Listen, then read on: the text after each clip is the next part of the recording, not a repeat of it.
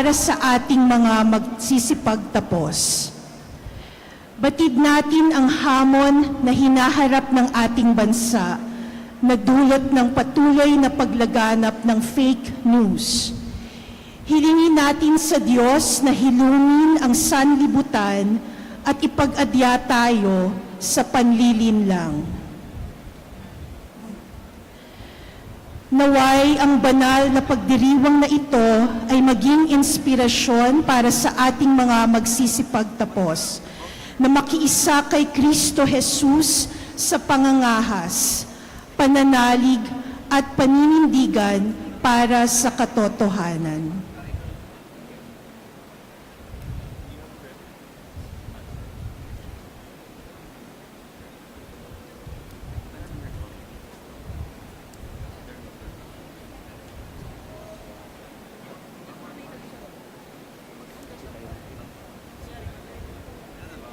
Magsitayo ang lahat at sabayan ng koro bilang simula ng ating pagdiriwang.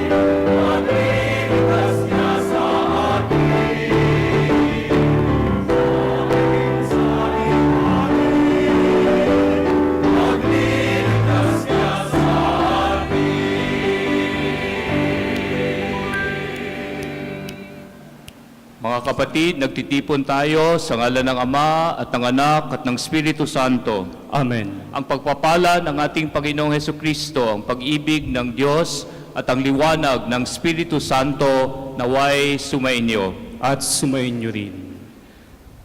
Mga minamahal kong magsisipagtapos, mga magulang, mga guro, mga kaibigan at mga panauhin, inaanyahan ko kayong makibahagi ng buong puso sa pagpapasalamat sa lahat ng biyayang ipinagkakaloob sa atin ng Diyos nitong nakalipas na taon. Sama-sama rin tayong manalangin para sa mga magsisipagtapos.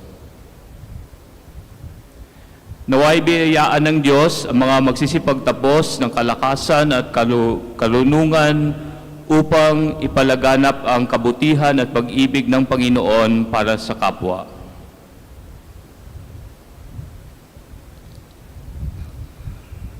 Mga kapatid, aminin natin ang ating mga kasalanan upang tayo maging marapat gumanap sa banal na pagdiriwang.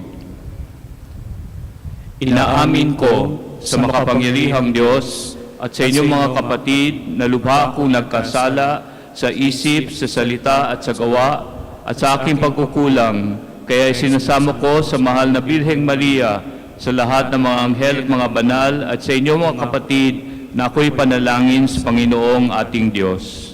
Kaawaan tayo na makapangyarihang Diyos, patawarin tayo sa ating mga kasalanan at patnubayan tayo sa buhay na walang hanggan. Amen. Manalangin tayo. O Diyos na Panginoon sa sandaigdigan, pakinggan mo kami ngayong nakikiisa sa mga magsisipagtapos sa pagpapasalamat sa biyayang pinagkaloob mo, sa pagbibigay mo sa kanila ng iba't ibang kaalaman na sanay malinang nila sa kanilang hinaharap. Naway magamit nila ang kanilang kabatiran at ang buo nilang pagkatao sa paglilingkod sa kanilang kapwa nang matunto nila ang landas na tinahak ng iyong bugtong na anak. Ito ang aming panalangin sa ngalan ni Jesucristo kasama ng Espiritu Santo magpasa walang hanggan. Amen. Magsiupo ang lahat. Makikinig tayo ngayon sa pagpapahayag ng salita ng Diyos.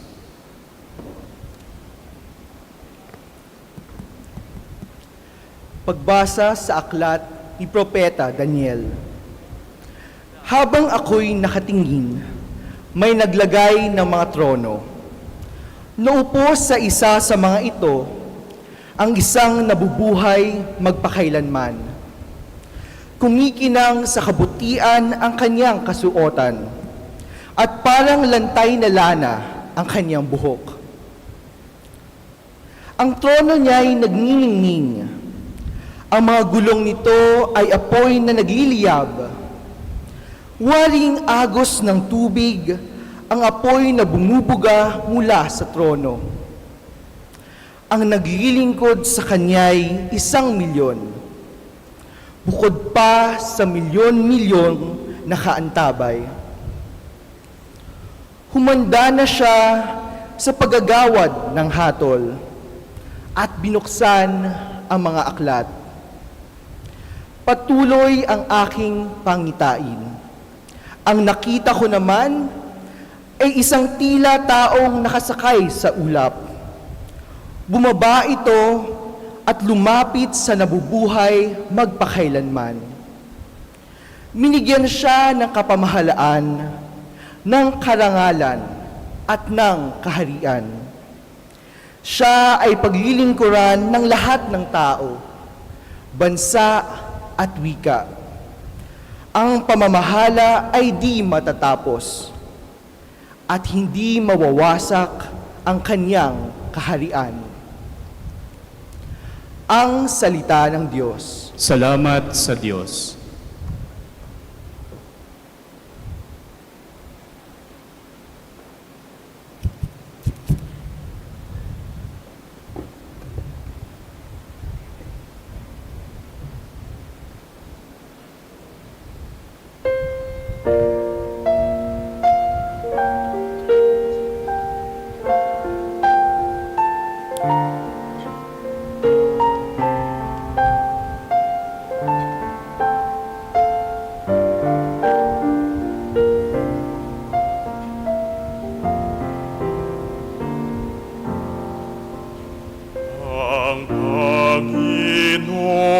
Panginoon ang aking pastol, wala kong dapat ikapangambang anuman. Ang Panginoon ang aking pastol, wala kong dapat ikapangambang anuman. Lunti ang pastulan, doon hihimlay. Malinaw na batis, pamagituhaw, sa tamang landas, ako'y babanaagan. Kay tapat niya sa akin. Ang Panginoon ang aking pastol, wala kong dapat ikapangambang anuman. Dilim at panganib, siya ang papawi. Bisig niya't kapit, tatag ng dibdib, ang hain niya nga ang sagana ng buhay. Kanan ko'y kaniyang pag-ibig.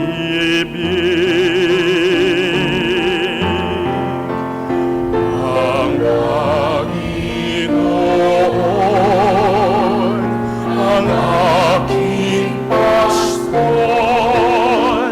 wala kong dapat ikapangambang anuman.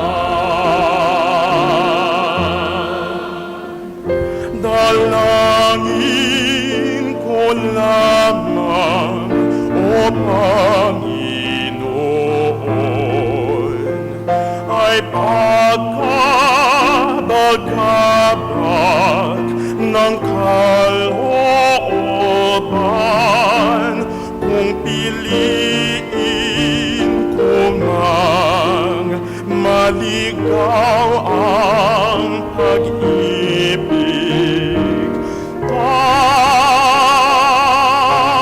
Tawagin mo at akaing pauwi.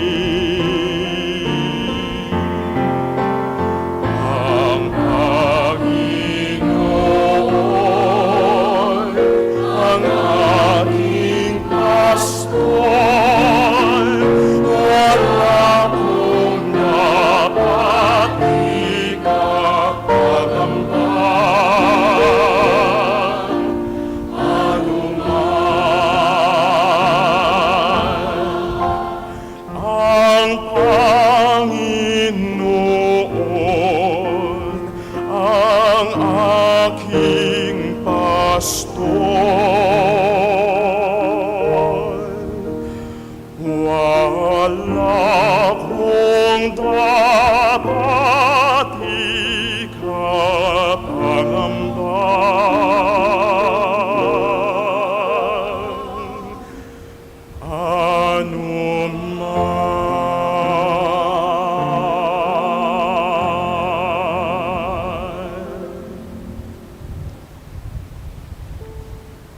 Magsitayo ang lahat para sa pagbibigay galang sa mabuting balita.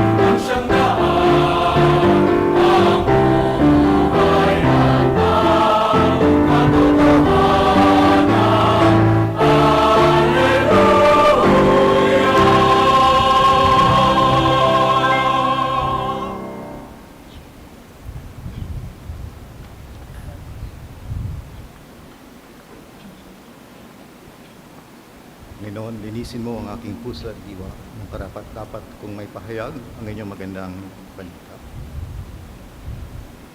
Sumayin niyo ang Panginoon. At sumayin niyo rin. Pagbasa mula sa mabuting balita ng Panginoon ayon kay San Lucas. Papuri sa iyo, Panginoon.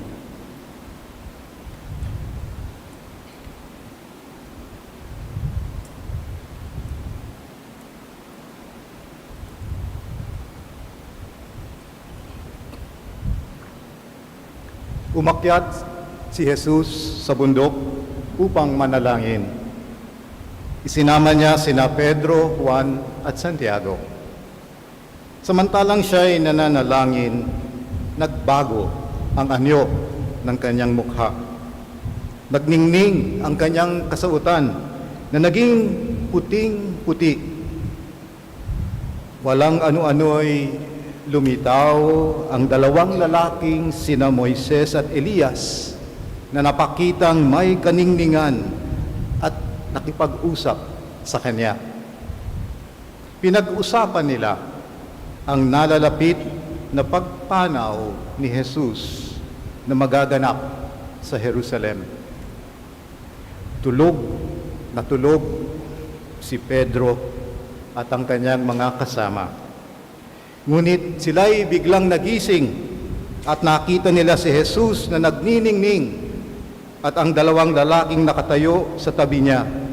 Nang papaalis na sa tabi ni Jesus ang mga lalaki, sinabi ni Pedro, "Guro, mabuti pa'y dumito na tayo. Gagawa po kami ng 3 kubol, isa sa inyo, isa kay Moises, at isa kay Elias." Ang totoo'y hindi niya nalalaman ang kanyang sinasabi. Nagsasalita pa siya nang matakpan sila ng isang ulap at sila'y natakot. At may isang tinig sa alapaap na nagsabi, "Ito ang aking anak, ang aking hinirang. Siya ang inyong pakinggan." Nang tumigil ang tinig, nakita nilang nag-iisa na si Jesus at hindi muna sinabi ng mga alagad kanino man ang kanilang nakita. Ang magandang balita ng ating kaligtasan. Pinupuri ka namin, Panginoong Hesukristo. Magsiupo ang lahat para sa humilya. Sabi sa akin ni Father Bobby, ako raw uli ang homilist. Sabi ko, bakit? Kasi ako daw yung homilist nung ORSEM ninyo, 2019. Naalala niyo pa ba ang inyong ORSEM 2019? Naalala niyo ba yung aking sermon noon? May quiz mamaya. Kahit ako, hindi ko na maalala. Binalikan ko at nakita ko na ang pagbasa, actually that day was the Feast of the Transfiguration, August 6, 2019. See, kalimutan nyo na. And so I said, pwede bang ulitin na lang yung mga pagbasa ng Transfiguration sa araw na yon? Parang kailan lang nasa covered courts kayo, nasa covered courts tayong lahat para sa inyong ORSEM, at ngayon pagkaraan ng 4 na taon, paakyat na kayo sa entablado para tanggapin ang patunay ng inyong pagtatapos sa Ateneo. Kung tutuusin, ang bawat graduation ay parang transfiguration. Isang okasyon ng pagbabagong anyo ng tao. Kung pwede lang, huwag masyadong pakapalan ang pulbos, ha? O cosmetic na hindi na kayo makilala ni Father Bobby mamaya sa ilalim ng kinis. Pagandahin ang sarili, oo. Mahalin ang sarili, lagi. Kung makakatulong na maaalala muli na sa totoo lang, hindi naman kayo pangit. Parang panaginip lamang ang kwento ng Transfiguration sa ating ebanghelyo ngayon. Dinala sina Pedro, Santiago at Juan sa itaas ng bundok. At doon nakita nila ang kababalaghan ng pag-iibang anyo ni Jesus. Parang magandang pantasya. Itong panandaliang nakasisilaw na pamumuti ng kasama nila sa bundok. Parang imbentong isip lamang, guni-guni ng hilo. Hindi totoo. Sa totoo lang, hindi basta-basta nakikita ang totoo. Hindi agad-agad namumukhaan ang katotohanan. Sapin-sapin, tagpi-tagpi tayo kung tumingin.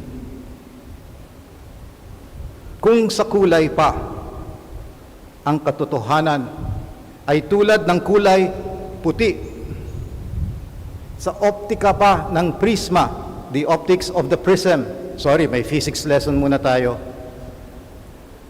In the optics of the prism, pumapaypay ang kulay puti sa sari-saring kulay ng bahaghari. Ang kulay itim ay ang kawalan ng kulay.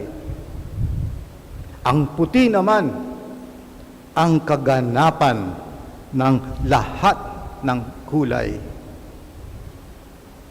Madaling gumawa ng itim. Ipikit mo lang ang mata, itim agad ang makikita. Pero ang puti, mahiwaga.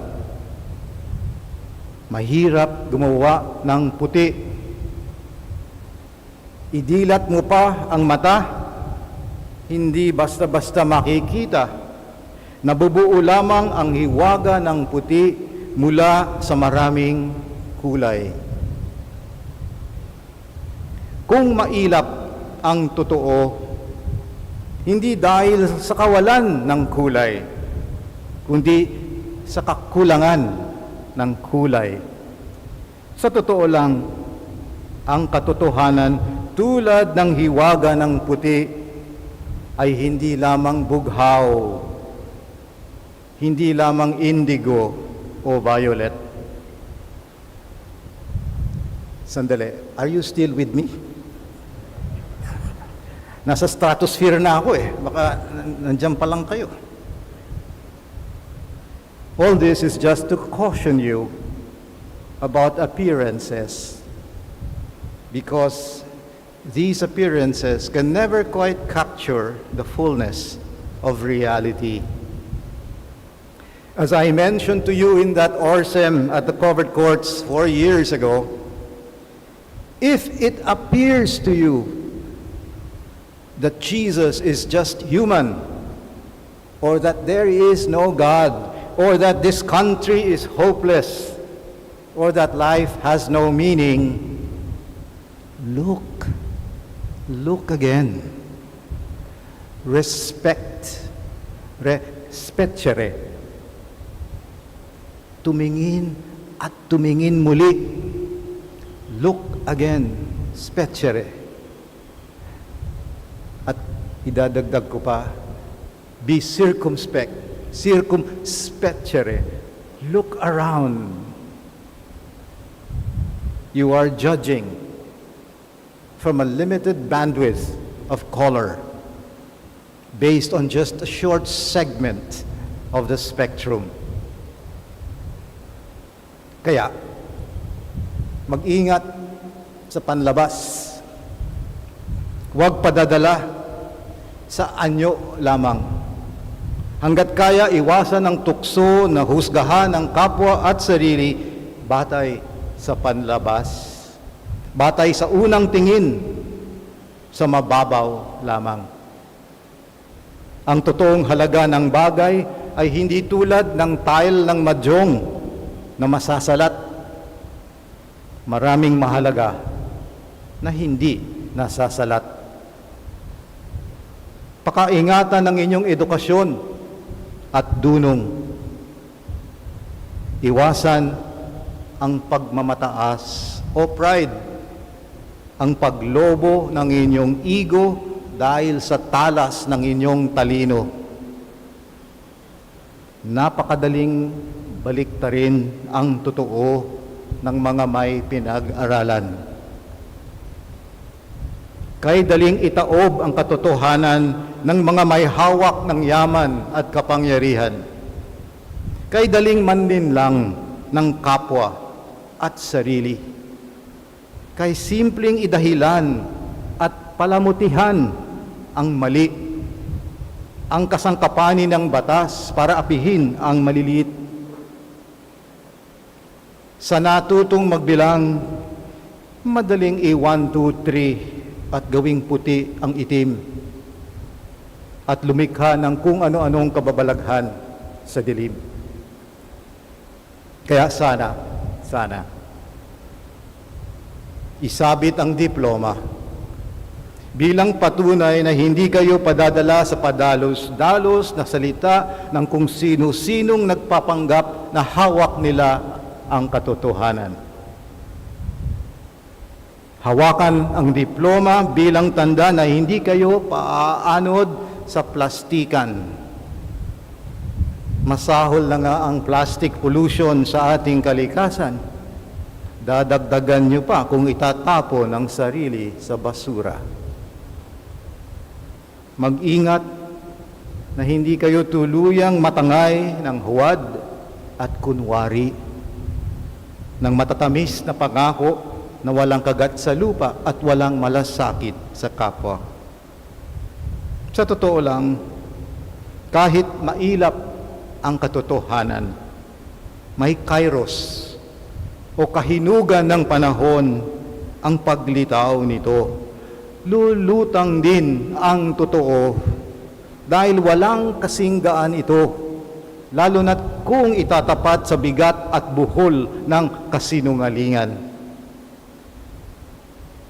Kumapal man ang dilim, magsangasangaman ang pandilito ng katiwalian, huwag sanang sumuko at mawalan ng loob. Napapanahon ang paglitaw ng totoo. At kahit hindi lagi nakaantabay lamang at sasabay ito sa tapang ng inyong pagtataya at tibay ng paninindigan. Kung transfiguration nga itong graduation, buksan ang mata sa pinagbabago ng Diyos sa inyong buhay.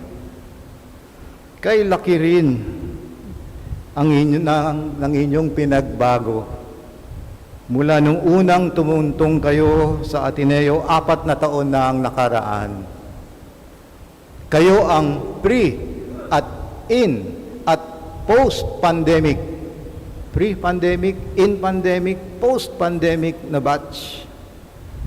Naranasan ninyo ang madapa, mawalan, at umahon.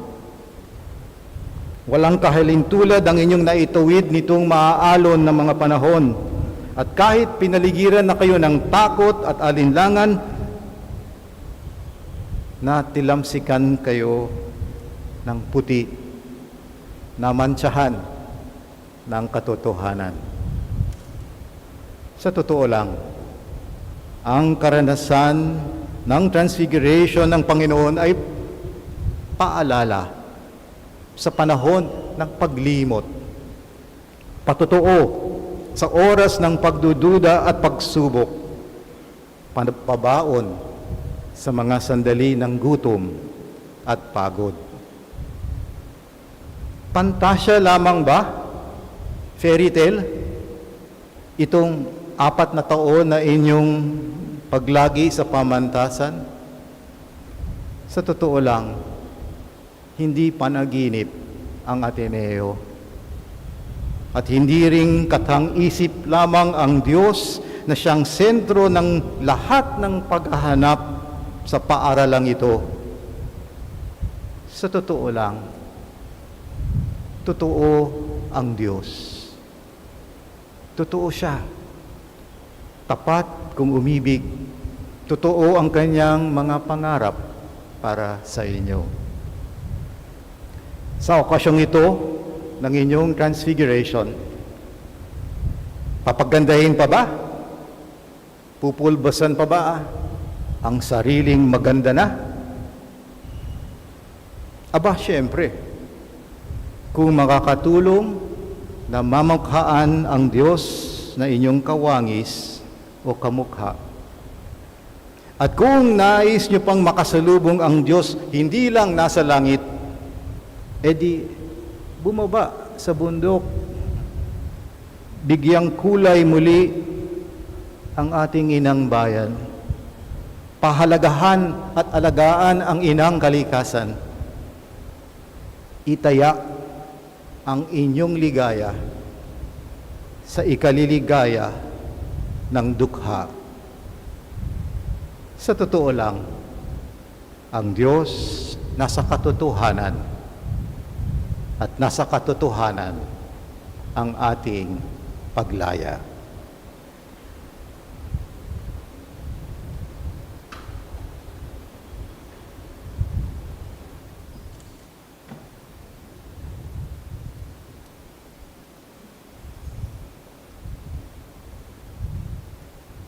Magsitayo ang lahat para sa panalangin ng bayan.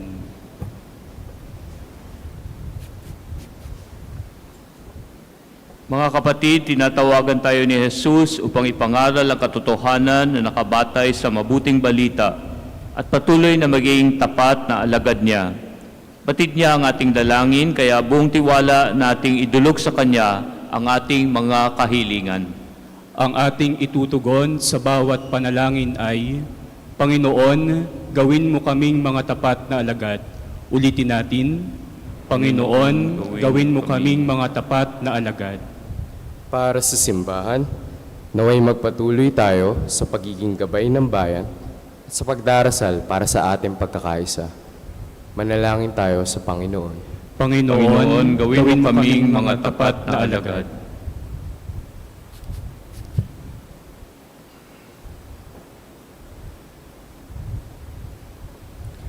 Alang sa mga dumala sa panggamahanan, nga unta muhatag sila og tinud-anay og dalay gunon o yamot, nga serbisyo og pag-alagad alang sa kalambuan natong tanan, hilabi na sa mga kaigsunan nato na naa sa tumang kalisod.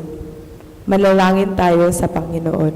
Panginoon, gawin mo kaming mga tapat na alagad.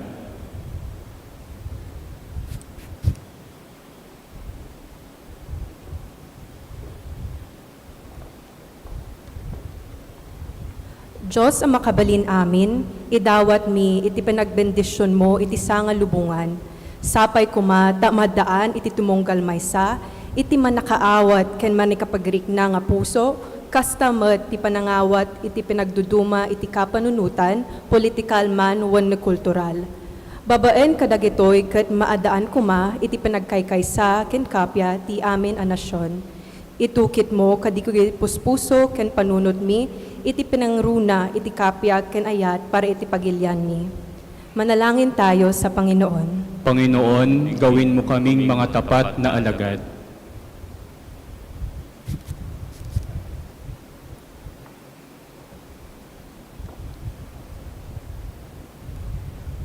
Para sa mga tugang ta na nagsasakit sa buhay, lugod tawan sinda kan kagurangnan, inkusog na buot, para magpadagos sa buhay, maski nasasakitan sinda.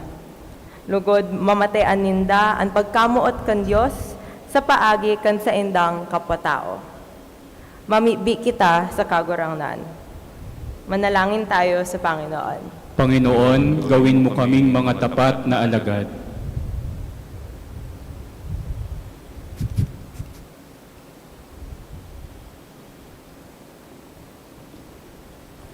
诸位老师、各位导师、行政人员，向你们说一声一个永恒的致谢。在此，希望家长们仍然受到天主的恩赐，持手扶持，同人求治，直到永远。我们向天主祈求，manalangin tayo sa Panginoon. Panginoon, gawin mo kaming mga tapat na alagad.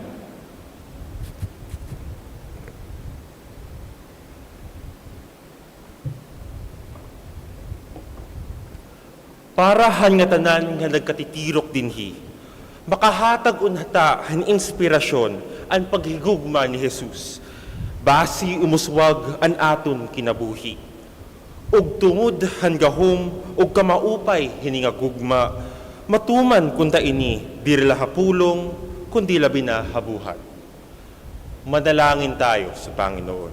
Panginoon, gawin mo kaming mga tapat na alagad.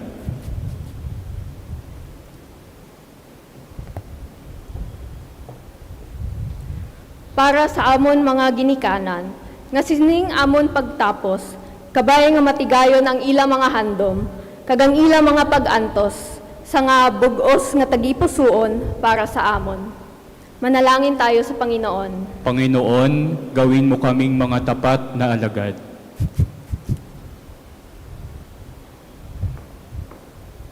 Ikaming payari ng mag-aral kaniking Ateneo, mabiyasa kami sanang idake, ing grasyang tinggap mi, king pamagserbisyo mi, karing kalupa ming tao. Lalong-lalo na, ring mangailangan, king kekaming sao. Manalangin tayo sa Panginoon. Panginoon, gawin mo kaming mga tapat na alagad.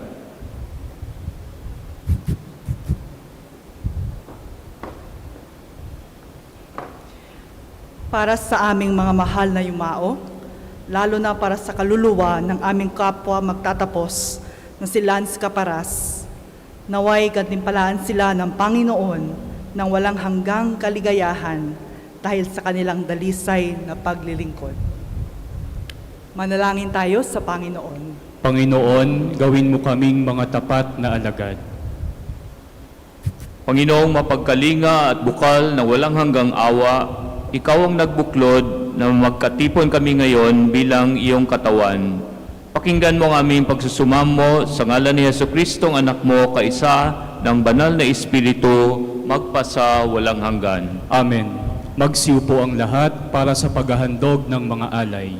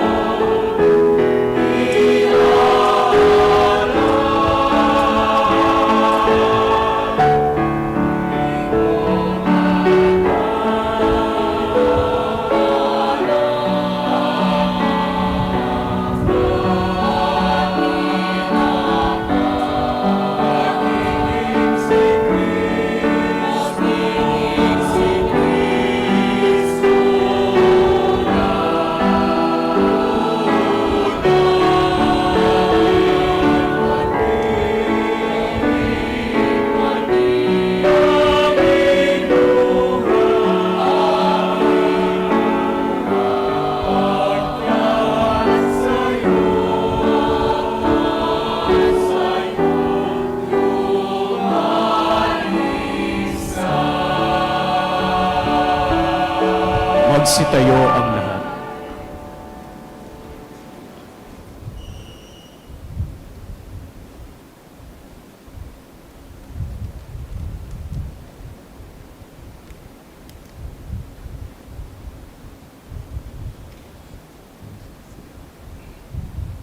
Manalangin kayo mga kapatid upang ang paghahain natin ay kalugdan ng Diyos amang makapangyarihan. Tanggapin nawa ng Panginoon itong paghahain sa iyong mga kamay, sa kapurihan niya at karangalan sa ating kapakinabangan at sa buong sambayanan niyang banal. O mapagmahal na Diyos na aming Ama, sa araw na ito ng pagtatapos, mapagkumbabang inihahandog namin sa iyo ang aming talino at dunong, ang aming buong pagkatao. Haplusin mo, O Panginoon, at hubugin kami upang tulad ng iyong anak na si Jesus ay mapakain namin ang nagugutom, makalinga ang may sakit at mabigyan ng bagong buhay ang mga walang pag-asa at pananampalataya. Nananalangin kami sa pamamagitan ni Jesucristong aming Panginoon. Amen. Sumainyo ang Panginoon. At sumainyo rin. Itaas sa Diyos ang inyong puso at diwa. Itinaas na namin sa Panginoon. Pasalamatan natin ang Panginoong ating Diyos. Marapat na siya ay pasalamatan. Ikinulugod, Ama namin makapangyarihan, tunay ngang marapat na ikaw ay aming pasalamatan. Ikinulugod mong likhain ang sanlibutan na iyong pinababago at inilarangal sa pamagitan ng iyong anak na kinalulugdan. Kaya't utang na loob ng iyong mga itinatangi at mga banal na kapiling mong lagi ang aming pagiliw at pagkakandili. Kaya kaisa ng mga anghel na nagsisiawit ng papuri sa iyo nang walang hupay sa kalangitan, kami nagbubunyi sa iyong kadakilaan.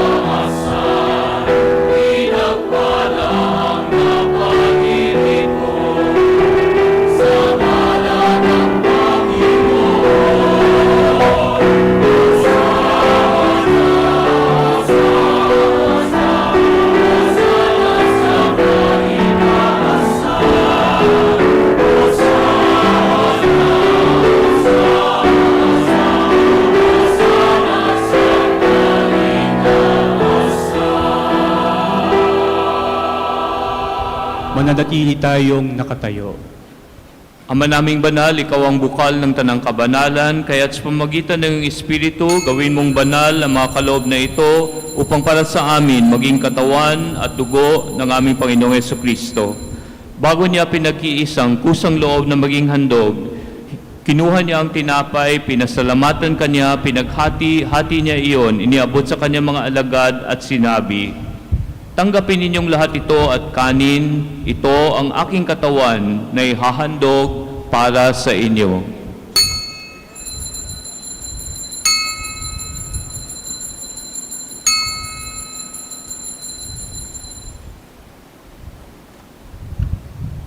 Gayun din naman nung matapos ang hapunan, kinuha niya ang kalis, muli kanyang pinasalamatan, iniabot niya ang kalis sa kanyang mga alagad at sinabi, "Tanggapin ninyong lahat ito at inumin, ito ang kalis ng aking dugo, ng bago at walang hanggang tipan, ang aking dugo na ibubuhos para sa inyo at para sa lahat sa kapagpapatawad ng mga kasalanan.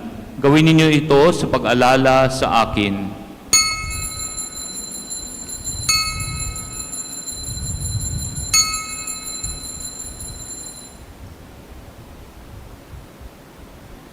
Pagbuni natin ang misteryo ng pananampalataya.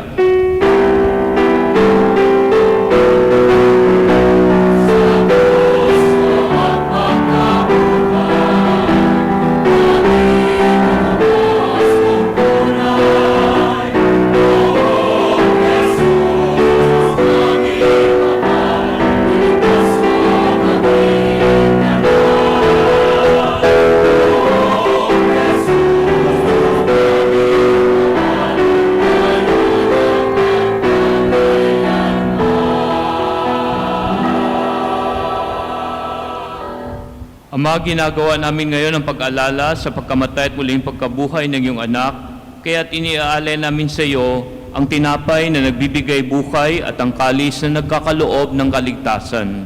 Kami nagpapasalamat dahil kami yung minarapat na tumayo sa harap mo para maglingkod sa iyo. Isinasamo namin kami magsasalo-salo sa katawan at dugo ni Kristo ay mabuklod sa pagkakaisa sa pamagitan ng Espiritu Santo. Amalingapin mo ang iyong simbahang laganap sa buong daigdig. Puspusin mo kami sa pag-ibig, kaisa ni Francisco na aming Papa at ni Honesto na aming Obispo at ng Tanang Kaparian.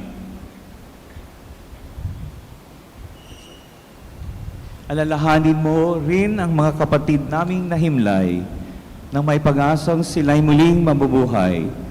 Gayon din ang lahat ng mga pumanaw.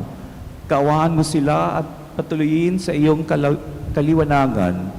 Kaawaan mo at pagindapatin kaming lahat na makasalo sa iyong buhay na walang wakas.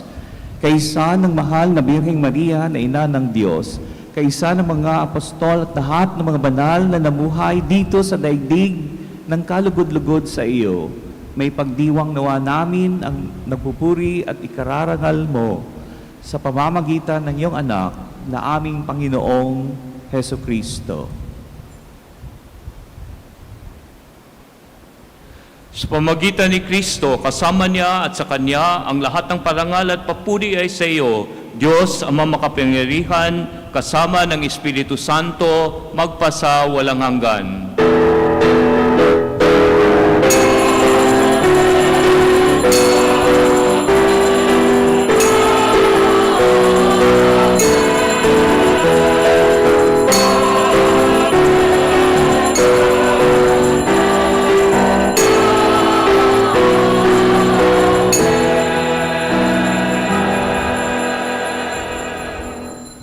Iisa ang ating Amang nasa langit, tayong lahat ay magkakapatid, kaya sabay-sabay natin ngayong awitin ang Ama namin.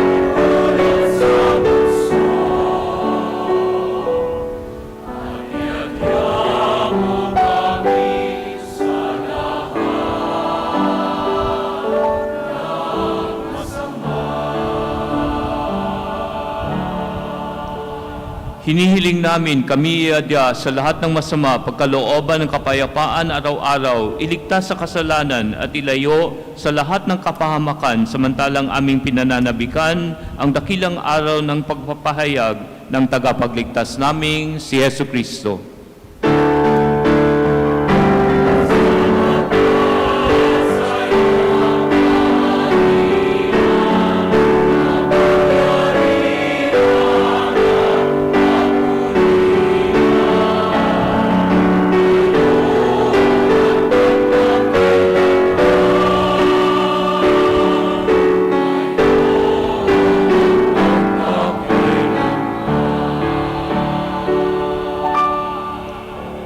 Panginoong Hesukristo, sinabi mo sa iyong mga apostol, kapayapaan ang iniiwan ko sa inyo, ang aking kapayapaan ang ibinibigay ko sa inyo.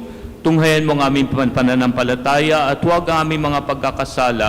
Pagkalooban mo kami ng kapayapaan at pagkakaisa, ayon sa iyong kalooban, kasama ng Espiritu Santo, magpasawalang hanggan. Amen. Ang kapayapaan ng Panginoon ay laging sumainyo. At sumainyo rin. Magbigayan tayo ng kapayapaan sa isa't isa.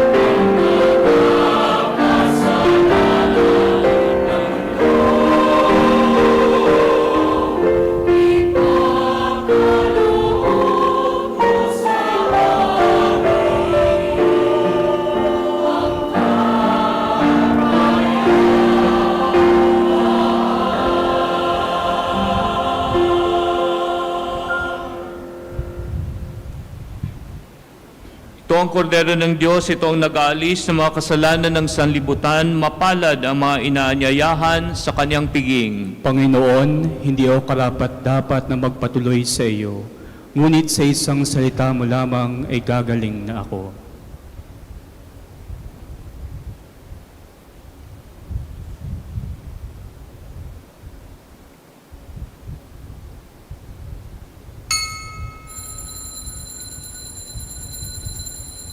Magsiupo ang lahat.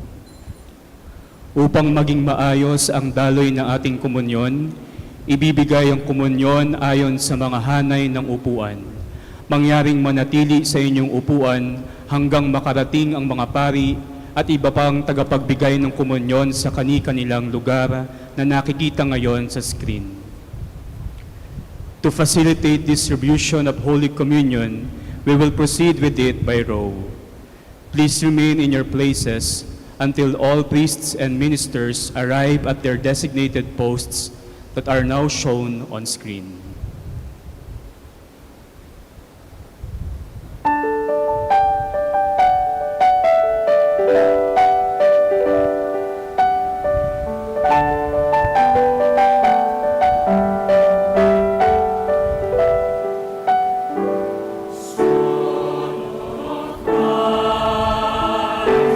Sanctify me, body of Christ, save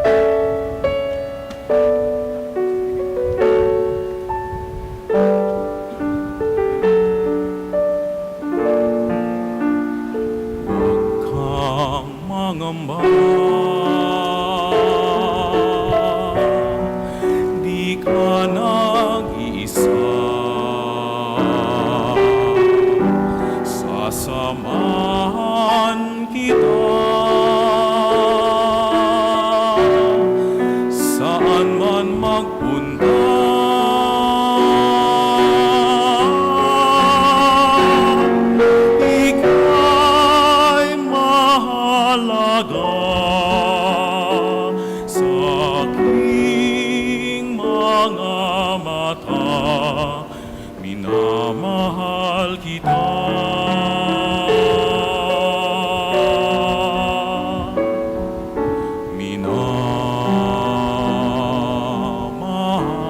Minamahal kita.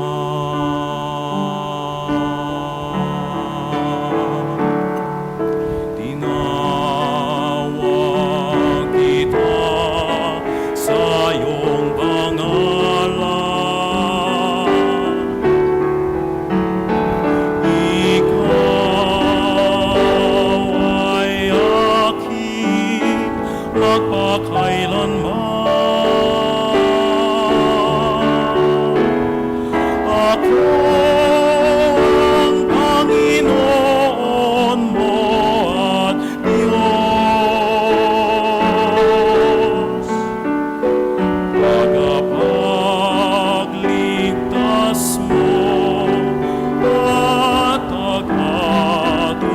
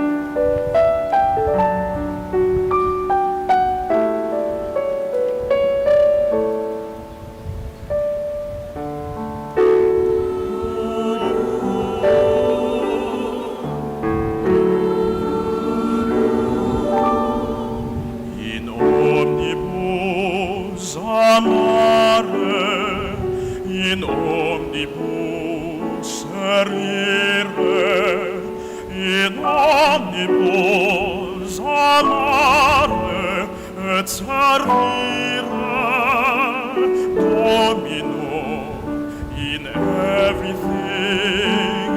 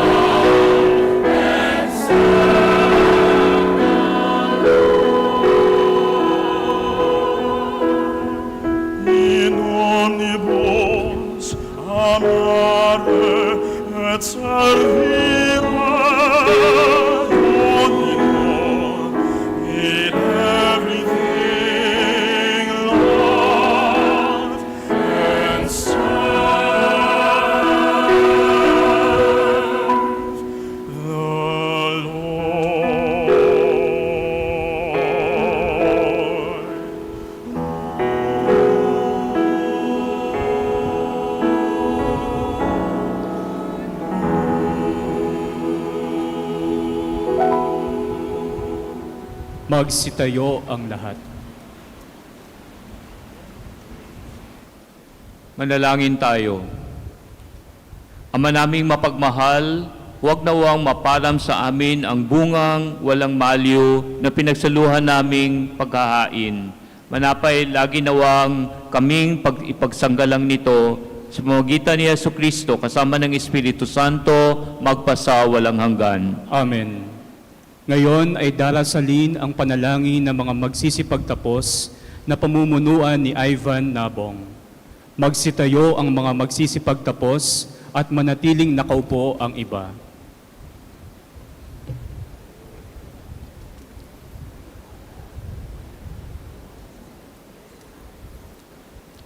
Mga kapwa ko magsisipagtapos, sabay-sabay tayong manalangin. Panginoong may kapal, batis ng pag-asa, ugat ng katarungan, at bukal ng kabutihan. Ginugulita namin sa araw na ito ang lahat ng mga biyayang ipinagpaloob mo sa amin habang narito kami sa pinakamamahal naming pamantasan. Sa mga aral na aming natutunan, mga karanasang humubog sa amin bilang mga individual, at mga ala-alang habang buhay naming pahahalagahan. O aming Diyos, na siyang sanhi at pinagmulan ng lahat ng aming mga nakamtan, inaalay namin sa iyo ang aming papuri at pasasalamat. Itinuring mong punla para sa aming kinabukasan, hindi lamang ang lahat ng natutunan namin sa loob ng silid-aralan, ngunit maging ang karanasan ng pakikipagkapwa na sa gitna ng iba't ibang hamon at pagsubok, ang siyang nagudyok sa amin na lumago. Kaya nagpapasalamat kami sa iyo, Panginoon, dahil hindi kami nag-isa sa aming tinahak.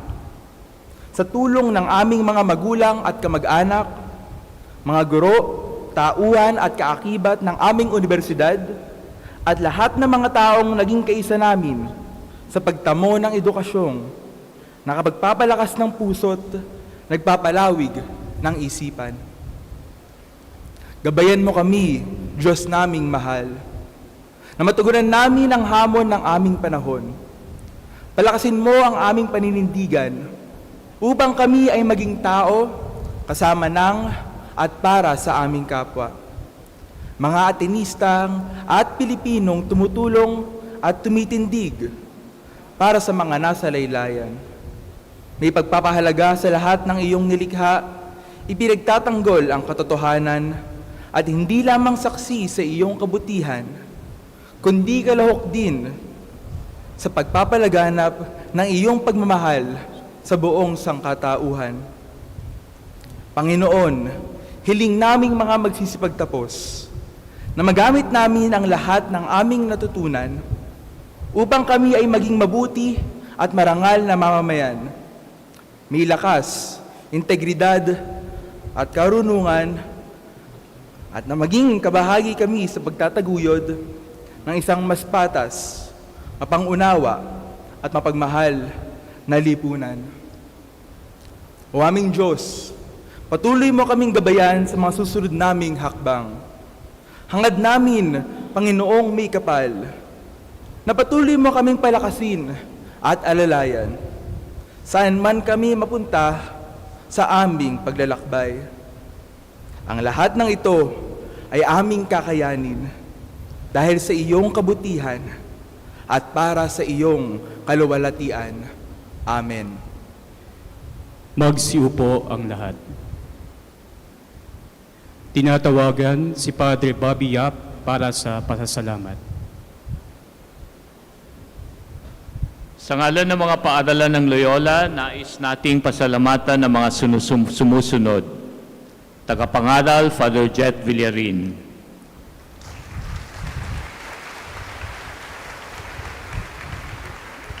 Mga concelebrants, mga paring nakipagdiwang. Mga nakinig ng kumpisal, Father Elon Nebrao, Father Asandas Balchan, Father Alphonse Quespota. Ang punong tagapagdaloy, Gareth Salazar. Ang koro, Tinig Barangka at ACMG Choir.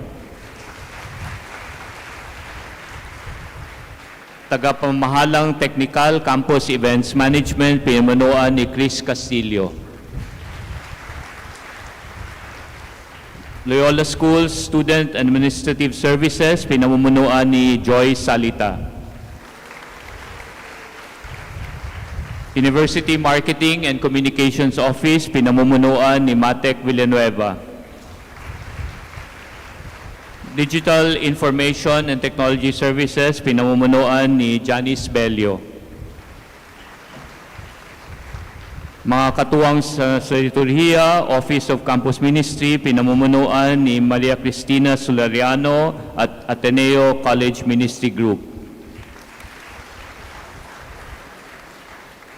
At sa inyong lahat, maraming salamat sa mabiyayang pagdiriwang na ito. Nais nating pasalamatan ang naging tagapamuno sa misang ito, si Reverendo Padre Roberto Yap, Pangulo ng Pamantasang Ateneo de Manila.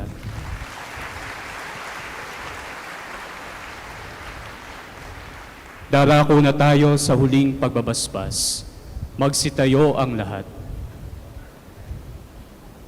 Sumainyo ang Panginoon. At sumainyo rin. Magsiko tayo para sa pagbabasbas. Pagpalain nawa kayo ng kapayapaan ng Diyos na pinagmumulan ng tanang kasiyahan sa buhay ngayon at magpasawalang hanggan. Amen. Pagkalooban nawa kayo ng Diyos ng kalayaan mula sa takot at pangamba, palakasin ang inyong loob sa pagpapadama niya sa inyo ng pag-ibig niyang walang hanggan. Amen. Pasaganain nawa niya sa inyo ang kaloob niyang pananampalataya, pag-asa at pag-ibig upang lahat ng inyong gawin araw-araw ay magbunga ng kaligayahan sa buhay na walang hanggan. Amen. At hinihiling ko ang aking mga kapapari na sabayan ako sa pagbabasbas. At pagpalain kayo ng makapangyarihang Diyos, Ama, Anak, at Espiritu Santo. Amen. Tapos ang ating misa, humayo kayo upang ibahagi ang mabuting balita at paglingkuran ang iyong kapwa. Salamat sa Diyos.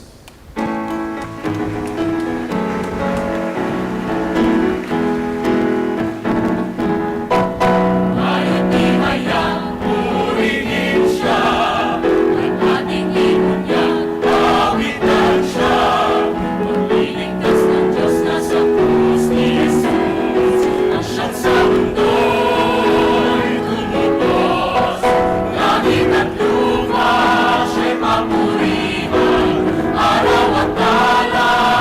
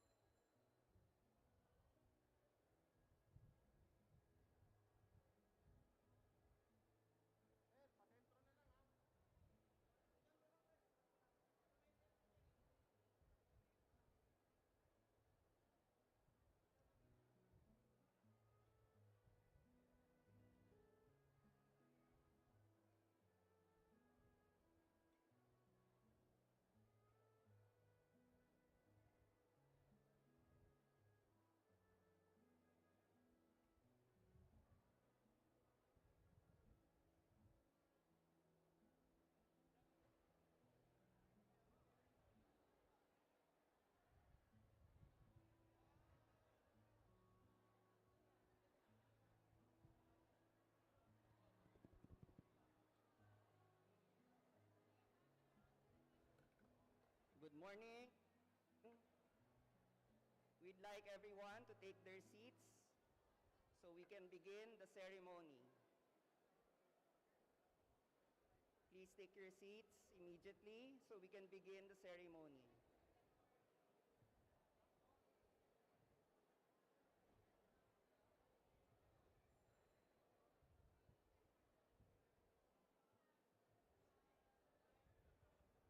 Once again, please clear the aisles, take your seats, so we can begin the ceremony in a few minutes.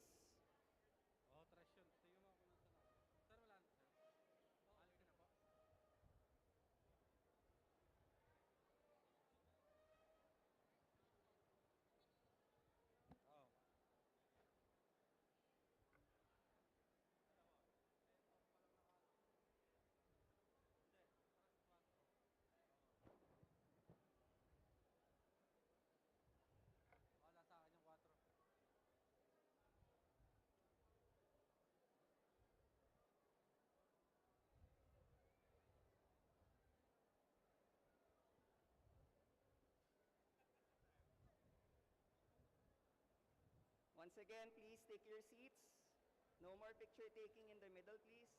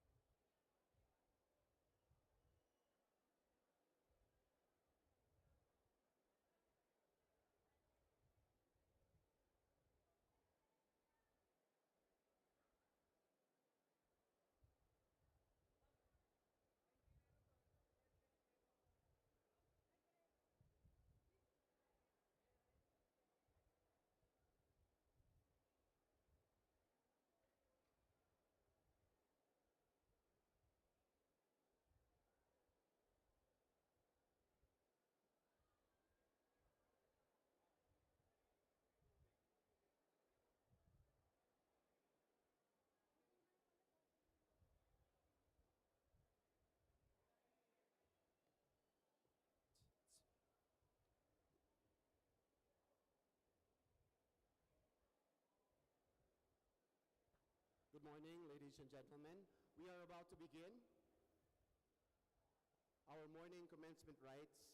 May we kindly request everyone to please put your mobile phones on silent mode for the duration of this morning's commencement rites. And also, if you need to take a phone call, kindly do so outside. So once again, we'd like to request everyone to please put their mobile phones and other gadgets on silent mode so as not to disrupt our proceedings. Thank you.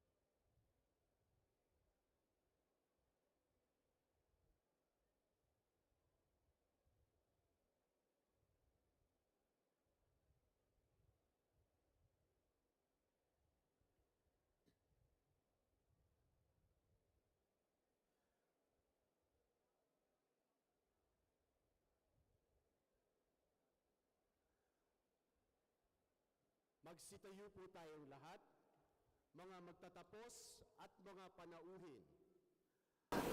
Ang tagapangulo at mga kasapi ng lupon ng mga tagapangasiwa, ang Pangulo ng Pamantasang Ateneo de Manila, ang mga opisyal ng Pamantasan, at ang mga sagisag ng ating bansa at ng ating pamantasan.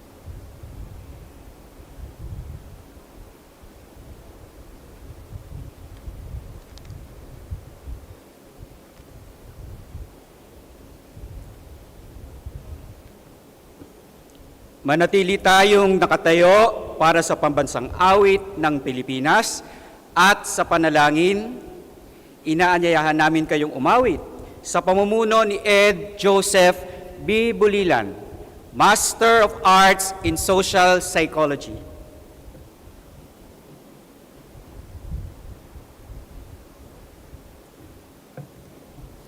Ilagay natin ang ating kanang kamay sa ating dibdib at sabay-sabay nating awitin ang pambansang awit ng Pilipinas.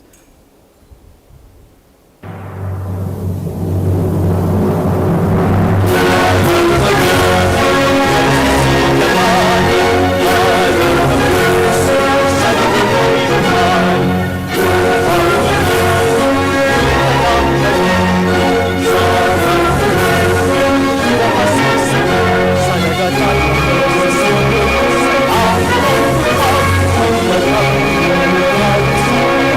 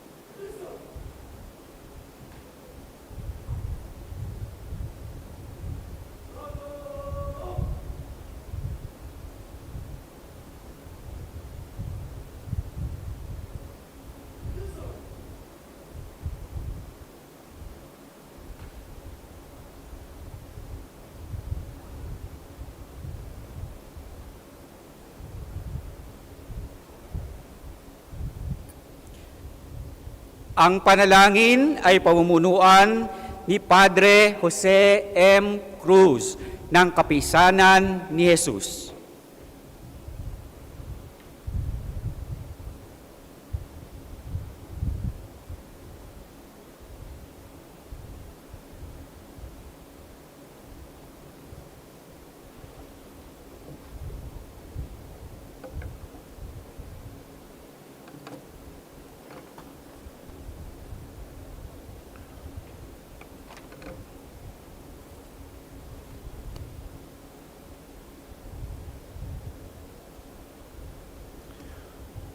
O Diyos amang butihin at dakila, salamat po sa bagong araw at sa bawat bagong simula.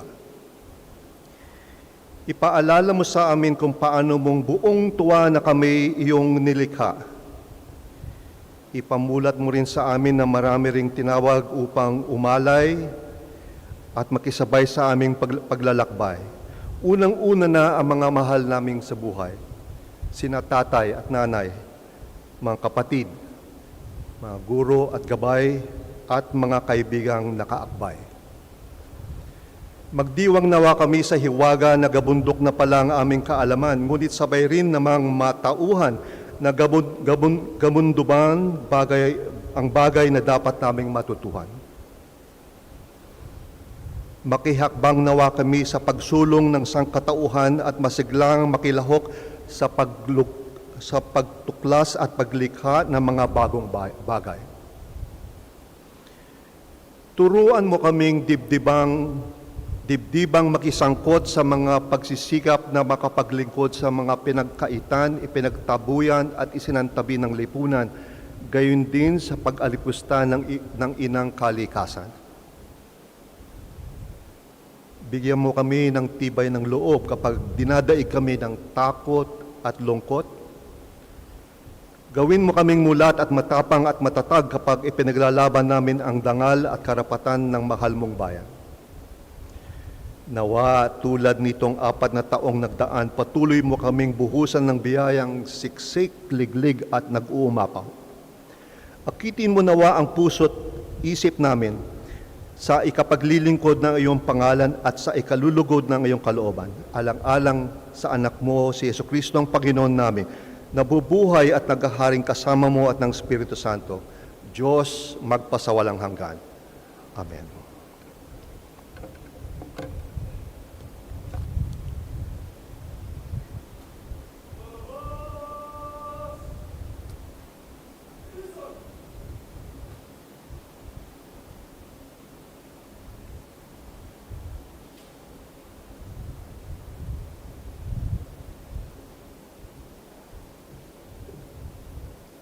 Maaari na po tayong maupo.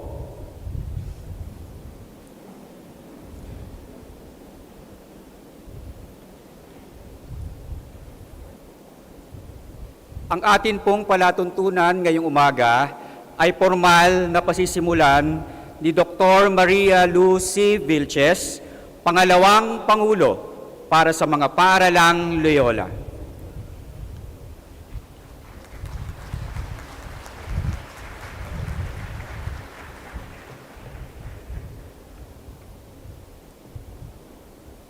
Mga kaibigan, ngayong ika-30 ng Hunyo sa taon ng ating Panginoon, 2023, sa ika-164 na taon mula sa pagkatatatag ng Pamantasang Ateneo de Manila, sa harap ng tagapangulo ng mga kasapi ng lupon ng mga tagapangasiwa ng Pangulo ng Pamantasan, at sa harap ng ating mga panauhin na mga guro at opisyal ng administrasyon, alumni, magulang at mga kaibigan, opisyal kong sinisimulan ang palatuntunan ng pagtatapos ng mga paaralang Loyola ng Pamantasang Ateneo de Manila.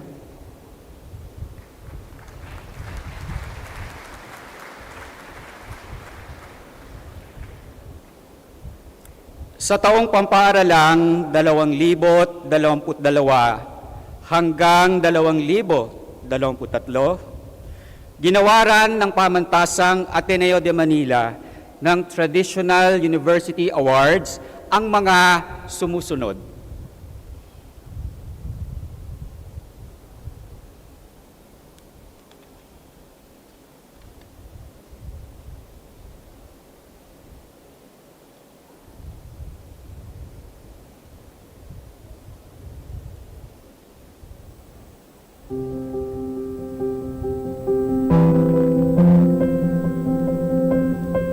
It is the simplest of food, made with rice, mungo beans, and malunggay or moringa, but it has saved thousands of undernourished children.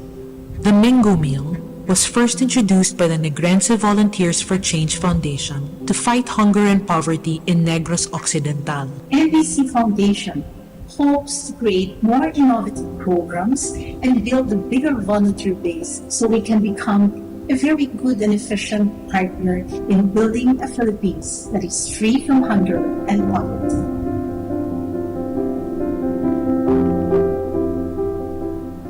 Writers write for different reasons. For Luwalhati Bautista, a novel could be her form of rebellion. Yun ang aking personal na pag-iimagsik, ang aking personal na paglaban sa mga patakarang pinag-iiral pa ng gobyerno hanggang sa mga panahon. To write about the atrocities of the dictatorship at the time was an act of tremendous courage. Luwalhati Bautista has created a prodigious body of work, whose importance lies not only in their great literary value, but in the way they compel the reader or viewer to see unerringly the many forms of injustice and inequality that continue to bedevil our country.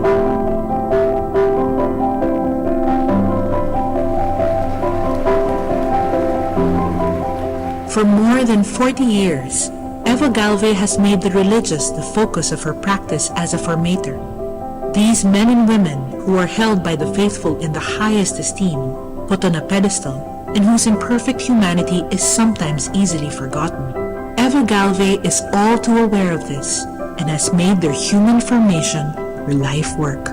We're very few in this kind of work, and it's a place where we also find some fulfillment in seeing transformations happening in people, not because of what I do, but also because of the thing that God works in their lives. I mean, the mission became clearer and clearer, and so I found that this is where my identity is, this is also where my mission is. And so, before I knew it, it's been 40 years.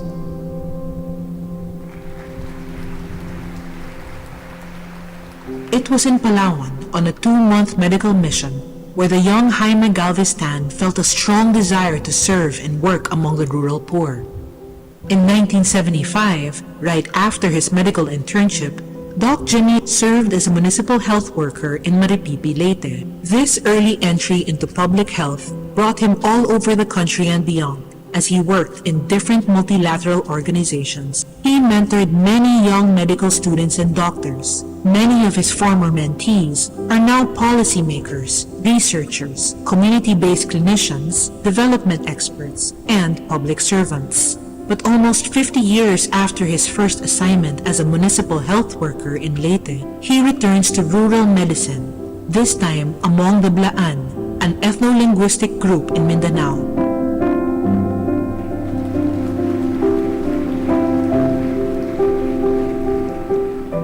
Excellence manifested early in Edward Go's life. At the Ateneo de Manila, he was class valedictorian in elementary, high school, and college. He graduated magna cum laude with a Bachelor of Arts degree in Natural Science in 1961. He could have become an eminent scientist, but chose to make his mark in banking and finance, where he excelled while remaining true to Ignatian ideals. He also dedicated his exceptional abilities to the alleviation of poverty and the protection of the democratic process. In addition to these, he spent much time lending his leadership and financial skills to Ateneo de Manila as a member of its Board of Trustees for 16 years, from 1998 to 2014, and its chairman from 2010 to 2014.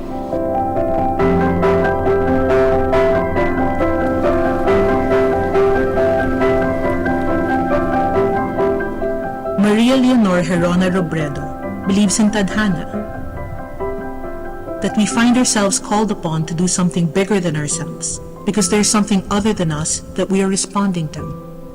For Lenny, the leader has her heart and mind directed towards others because she thinks of others first before herself. She listens to them, and having listened to them, she can respond to them most immediately in a way that comes from knowing the plight of the needy. This is the lesson of the pandemic. We need to build a future of true and radical solidarity, walking in the slippers of the people, not for show, but for real.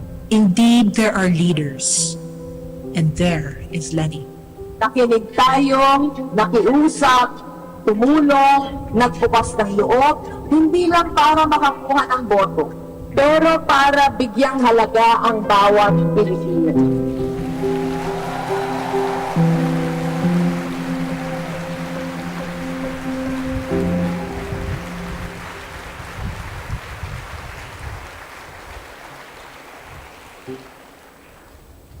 Igagawad ngayon ng Pangulo ng Pamantasan ang titulong Doctor of Philosophy in Sociology, honoris causa, kay Binibining Maria A Ressa.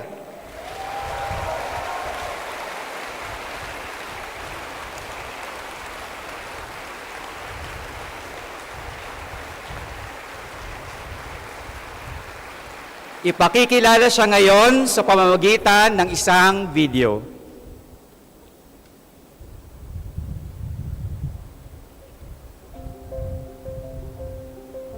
For more than 3 decades now, Maria Angelita Ressa has reported from the front lines of some of the world's most dangerous places, dodged bullets, kidnapping, and security threats, dealt with terrorists and extremists around the world, covered political and economic upheaval across Southeast Asia, and now she's at the front lines of yet another battle, the fight for democracy.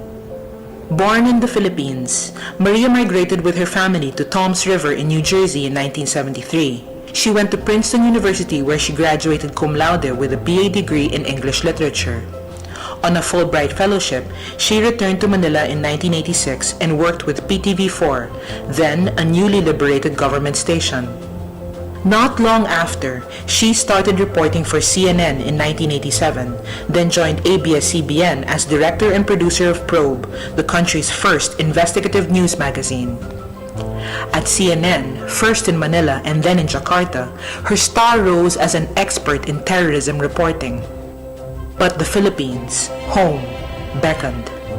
After decades in international news, she returned to Manila and led ABS-CBN, the country's largest and most influential news organization. In January 2012, Maria's vision built on 3 pillars, journalism, technology, and community, saw fruition in Rappler.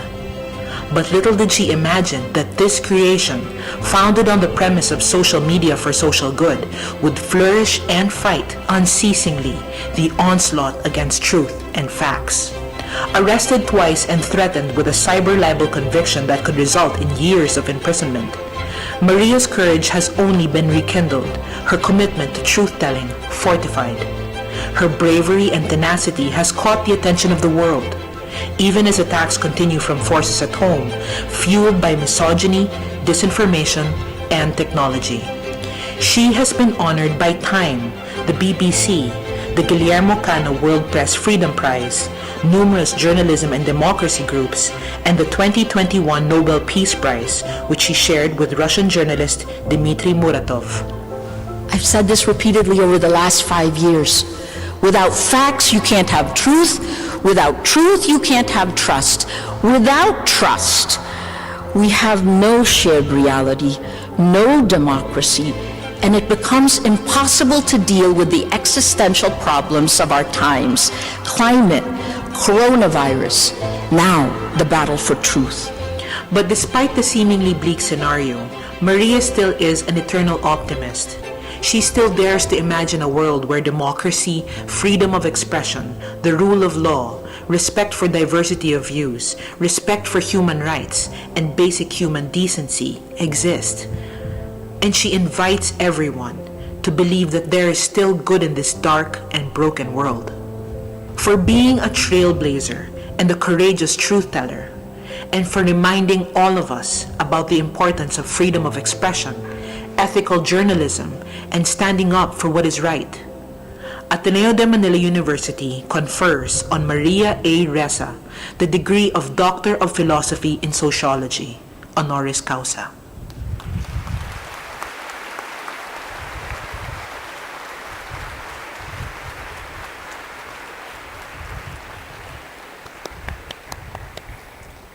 Hinihiling naming lumapit sa gitna ng entablado si Binibining Ressa.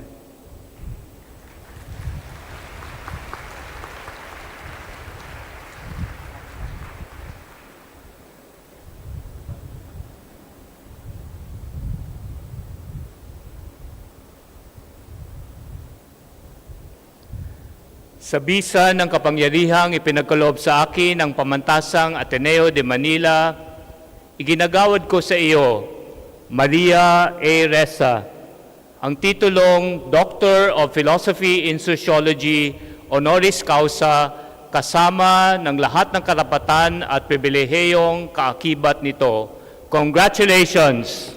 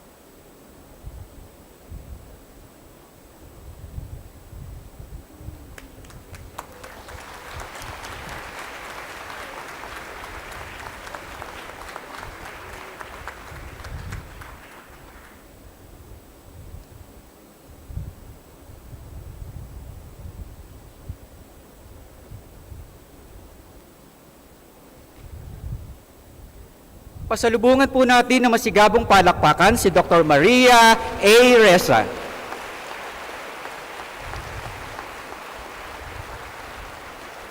Mga kaibigan, pakinggan po natin ngayon si Dr. Ressa.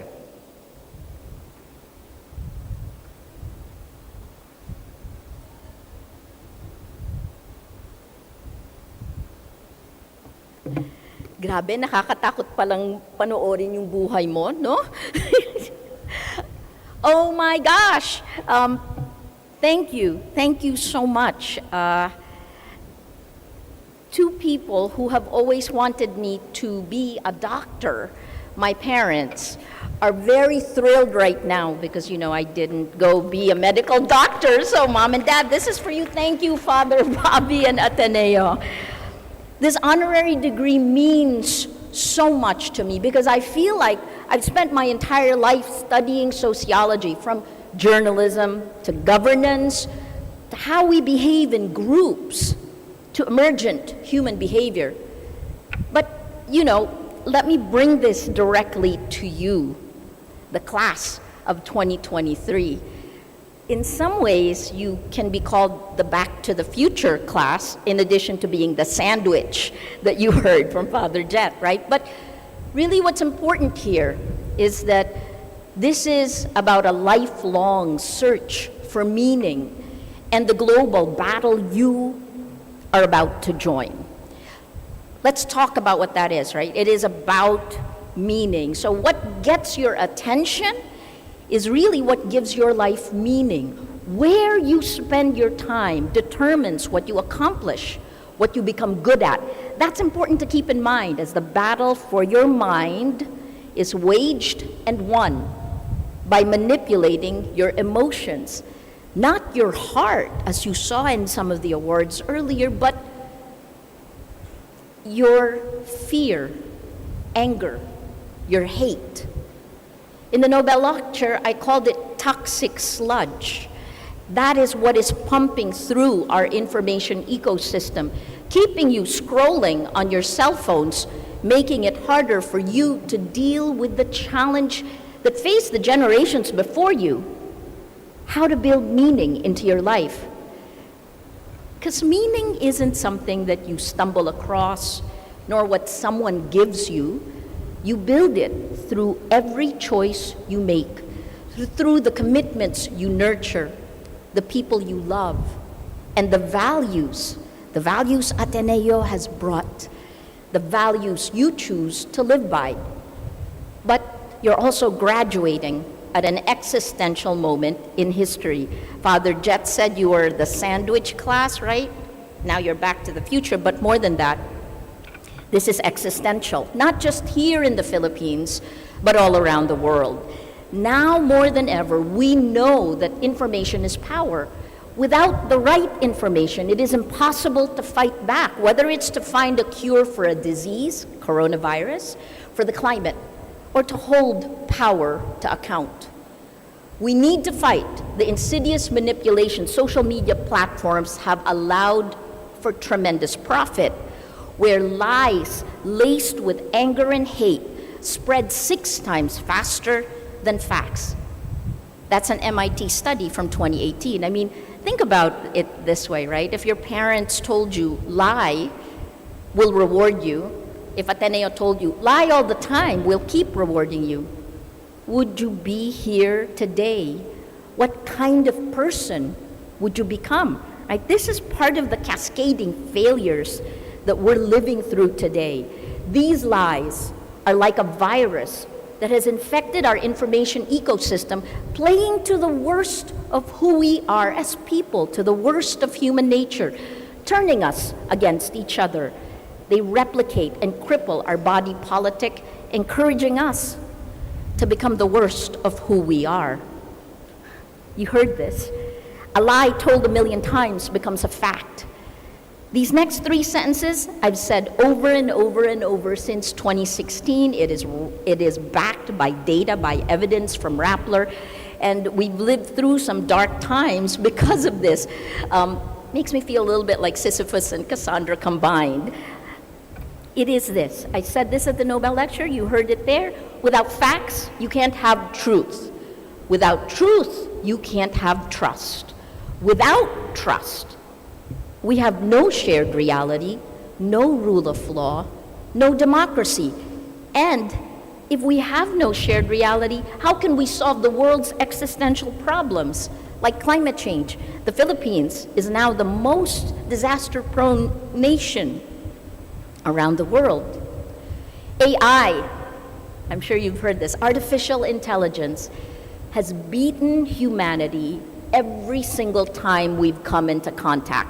What I just described about lies, the design of lies, that is the first time with machine learning in social media, that the algorithms that recommend and grow your social media platforms. I mean, it's interesting because the first time I gave a commencement speech in Ateneo was in 2015, and I was very bullish about social media. Well, now, what we know is that social media has created cascading failures that has turned our politics into a gladiator's battle to the death, along with a slew of social harms we have yet to fix, including how all around the world we are electing illiberal leaders democratically, and they are crushing institutions of democracy in their countries.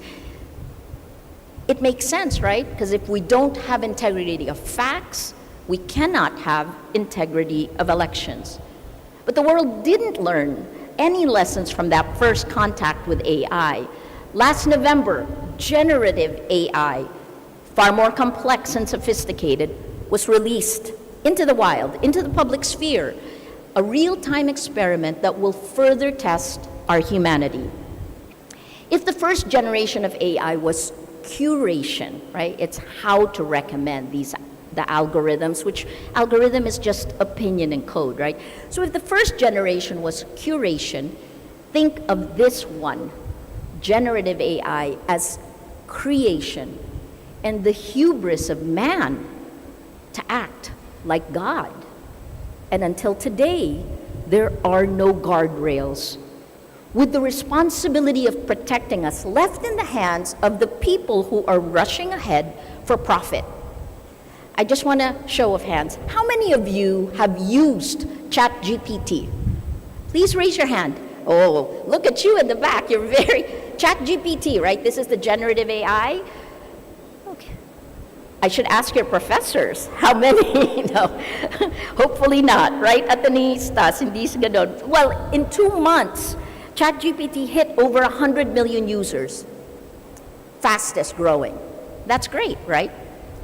What you may not know was that a few months before that happened, a survey in Silicon Valley in August last year, these are the people who worked on AI, they said that 50% of the people who were working on this said that if it was released as is, that there is a 10% or greater chance that it would lead to an extinction event of us, of humanity, right?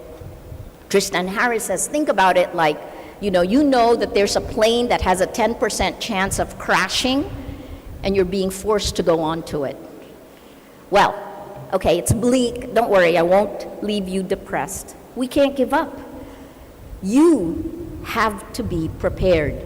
This is the battle you are walking into today. We need your energy, your optimism, your commitment to justice. It reminds me of the time when my friends told me, Maria, my parents told me this, you're crazy to fight Duterte. Except I kept saying, I'm not fighting Duterte, I'm just doing my job, right? I'm a journalist. And it was crazy what I had to sacrifice, what Rappler had to sacrifice to do that. Well, like the first time I got arrested. Sabi nung NBI, Ma'am, trabaho lang po. Then he lowered his voice to almost a whisper, very embarrassed as he read me my Miranda rights. He was very uncomfortable, and I almost felt sorry for him, except he was arresting me, The last act in a chain of events meant to intimidate and harass me because I am a journalist. This officer was a tool of power and an example of how a good man can turn evil and how great atrocities happen. Hannah Arendt wrote about the banality of evil when describing men who carried out the orders of Hitler in Nazi Germany, how career-oriented bureaucrats can act without conscience because they say they're only following orders. You learn about these studies in sociology. In 2019, I was arrested twice in about a month. I posted bail 8 times in about 3 months. 2 more came soon after for a total of 10 arrest warrants in about 2 years. I committed no crime except to be a journalist and to try to live according to our standards and ethics and to hold power to account. Many ask me, how do you find courage? Just like small acts can turn you evil, courage grows from small acts. So let me share 3 lessons as you battle for your identity and for meaning. The first, draw the line now for your values. You're in Ateneo, so you have, right? But draw the line. 2, embrace your fear. 3, build your community, but beware the mob. 1, draw the line. Every choice you make defines who you are. And they could be really simple, like just choosing to turn right or to turn left, right? But they lead to different paths. Or accepting a bribe, because in your mind, you've rationalized, oh, it's just a gift. Character is created in the sum of all these little choices you make. Now, while you're sitting there with your parents, choose the values that define you. Do it now, because when you're tested, and you will if you haven't been already. You have to know the lines you've set, where on this side you're good, and on this side you're evil. That's what prevents situational ethics. This makes sure you cannot rationalize. It makes sure that you can't rationalize. It's, sorry.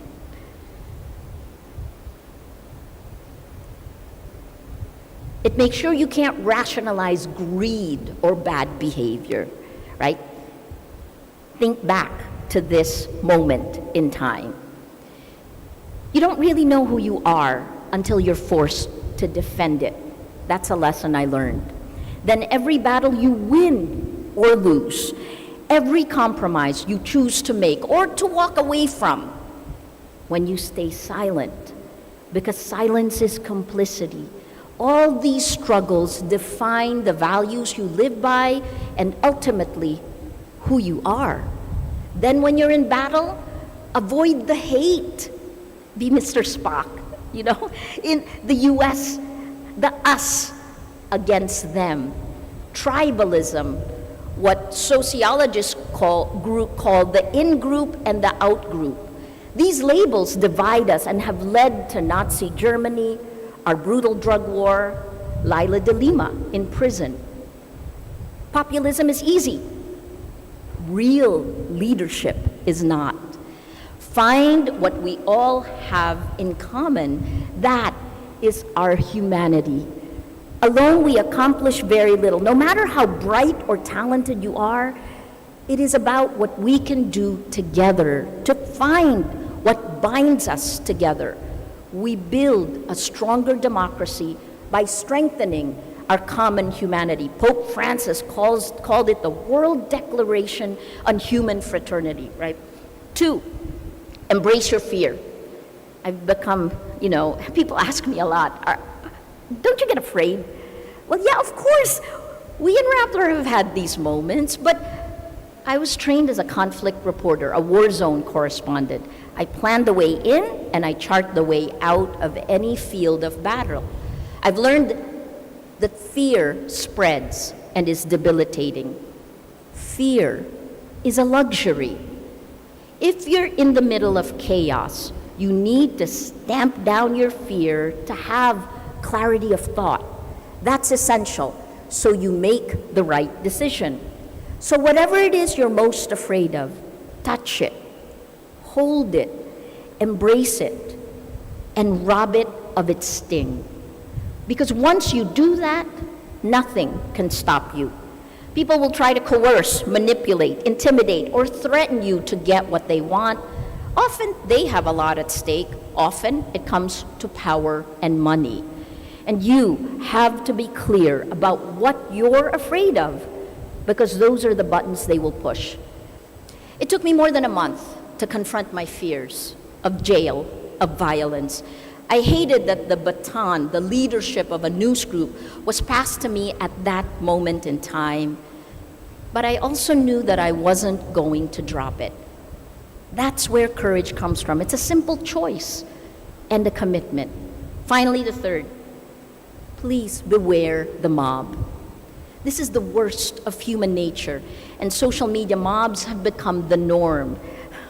You know the phrase, right? It's our greatest crisis are Paleolithic emotions, our medieval institutions, and our godlike technology.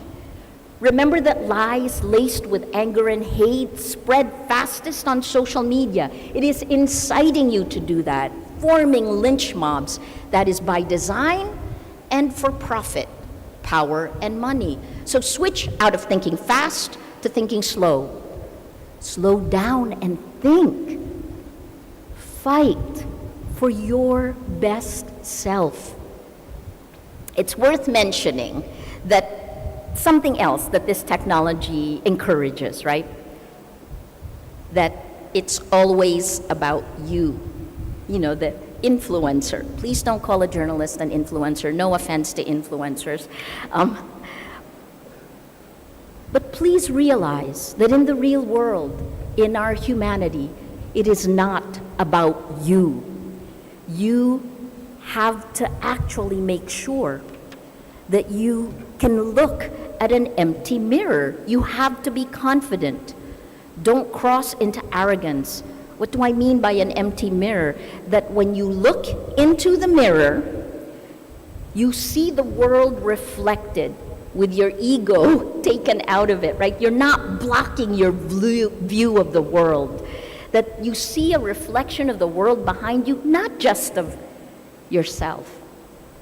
Know that no matter how much of a superstar you are, you cannot accomplish anything meaningful alone. So build and strengthen the community you have now. This is a fantastic community.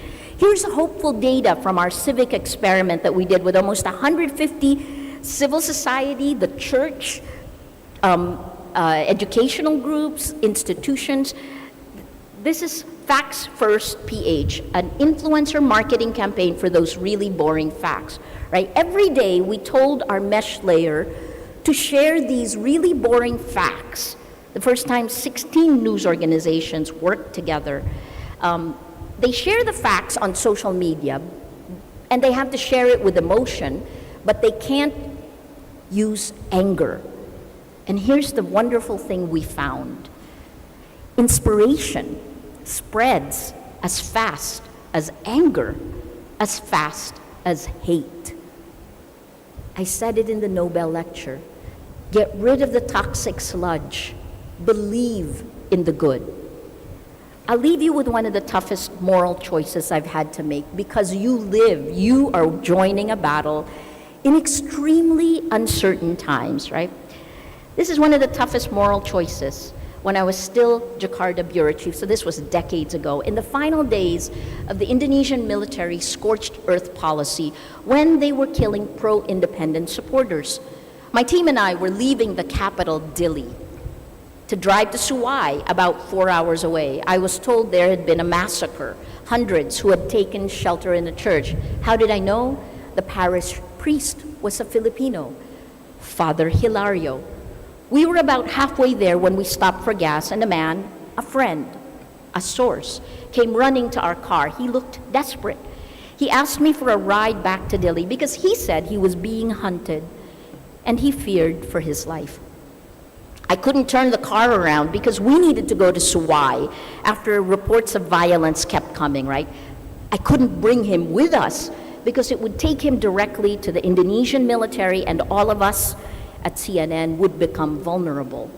Our first responsibility was to get the story for our global audience. So I told him we could pick him up that evening on our way back to Dili.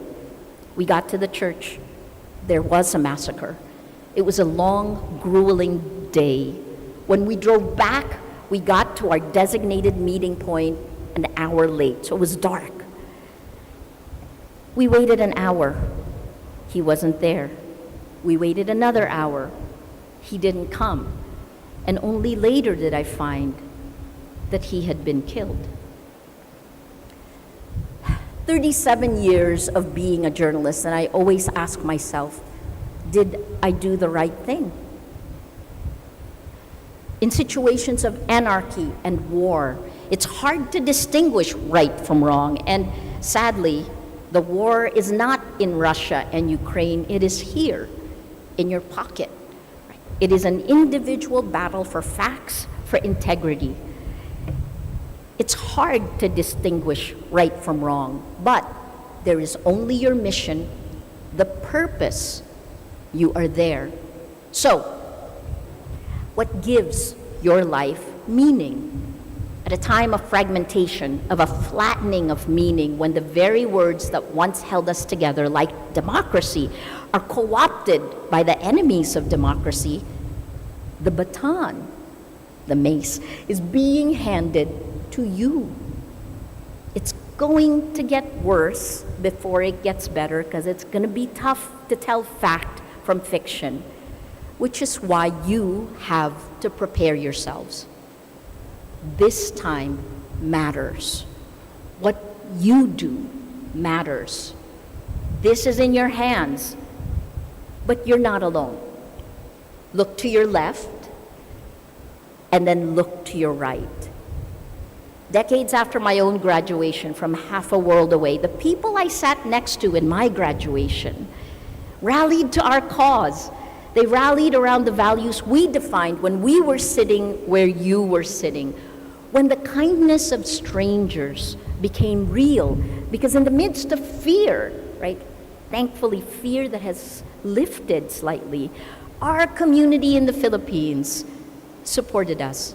When Ateneo stood up for its values and its students, when the Nobel Prize reminded us that doing the right thing is the right thing.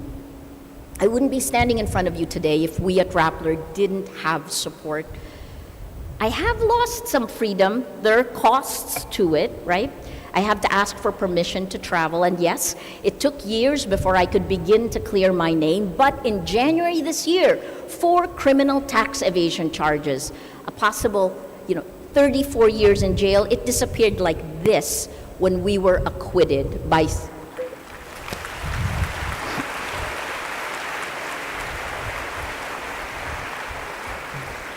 And to that, I bow to the courage of the men and women in the judiciary, the 3 courageous justices in the Court of Appeals. So, don't be distracted. Find your meaning, because what you do today matters. You will define what our society will look like, how our democracy will evolve. I said you were a Back to the Future class, right? Milan Kundera said this. He said, the struggle of man against power is the struggle of memory against forgetting. Technology is making that struggle harder. So, get ready for battle. Draw the line, embrace your fear, and build your community, but beware the mob. In 2015, when I stood at this podium, I told that class that we live in science fiction times. I could not have imagined where we are today in 2023. We are living in science fiction times, and our fate is in your hands. So, congratulations, class of 2023. You will take us forward.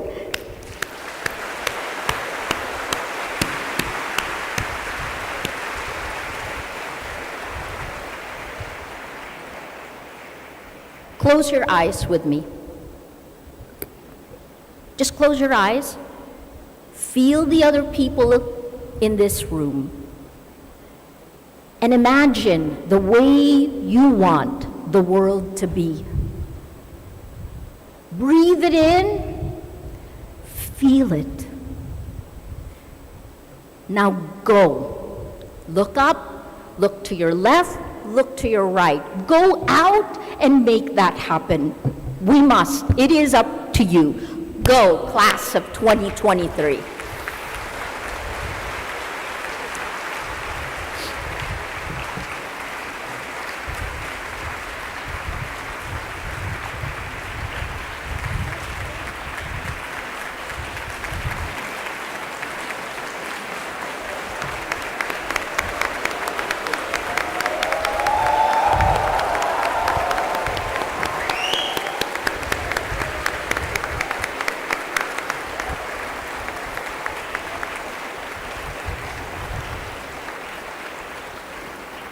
Mga kaibigan, ang Pangulo ng Pamantasang Ateneo de Manila, si Padre Roberto C. Yap ng Kapisanan ni Jesus.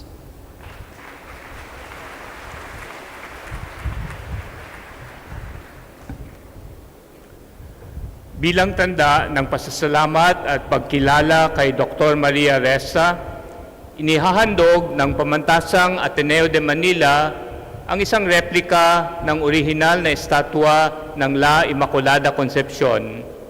Ang orihinal na estatwa ay nakalagak noon sa Ateneo Municipal de Manila sa Intramuros. Ang replikang ito ay nilikha ni Juan Sajid Imao, isang kilalang manlililok na kinomisyon ng Pamantasan. Ang Immaculada Concepcion ay patrona ng Pilipinas at ng Pamantasang Ateneo de Manila.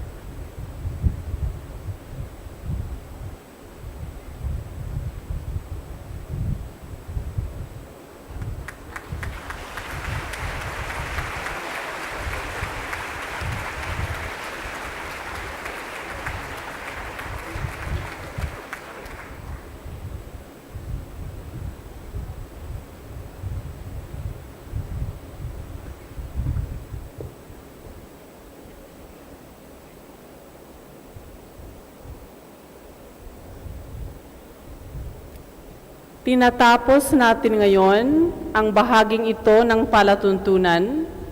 Magpapatuloy ang palatuntunan ng pagtatapos ngayong hapon para sa Paaralang Gokongwei Brothers ng Edukasyon at Disenyo ng Pagdunong, Paaralan ng Humanidades at Paaralan ng mga Agham Panlipunan.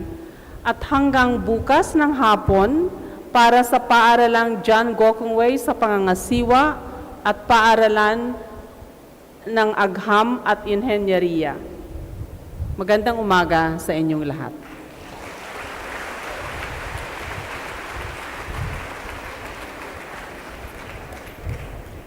Pinakikiusapang manatili ang lahat sa kanilang lugar hanggang makalabas ang pangkat entablado. Maraming salamat po.